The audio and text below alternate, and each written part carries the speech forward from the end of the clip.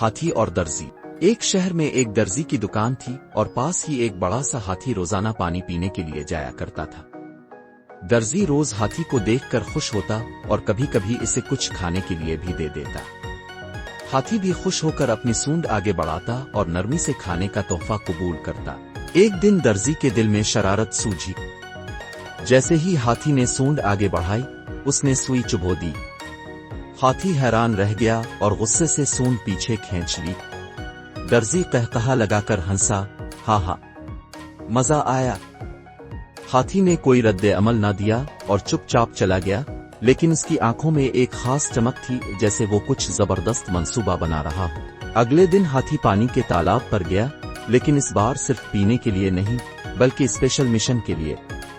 اس نے اپنی سونڈ میں خوب سارا پانی بھرا اور سیدھا درزی کی دکان پر پہنچ گیا۔ درزی ابھی خوشی خوشی کپڑے سینے میں مصروف تھا کہ اچانک ہاتھی نے پورا پانی اس پر انڈیل دیا۔ درزی بھیگ کر بالکل ایسا لگنے لگا جیسے کسی نے کپڑوں سمیت اسے دھوبی گھاٹ پر دھو دیا ہو۔ دکان کے باہر لوگ ہنسنے لگے، واہ درزی بابا، آج تو نہانے کا پورا مزہ لے لیا۔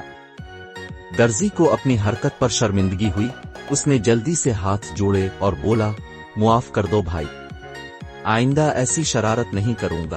ہاتھی نے خوش ہو کر سونڈ ہلائی اور مزے سے اپنی لمبی چال میں واپس چل دیا، جیسے کہہ رہا ہو، سبق تو مل گیا نا۔ سبق دوسروں کے ساتھ شرارت کرنے سے پہلے سوچ لو، کیونکہ ہاتھیوں کی یادداشت بہت تیز ہوتی ہے اور بدلہ لینے میں وہ وقت ضائع نہیں کرتے۔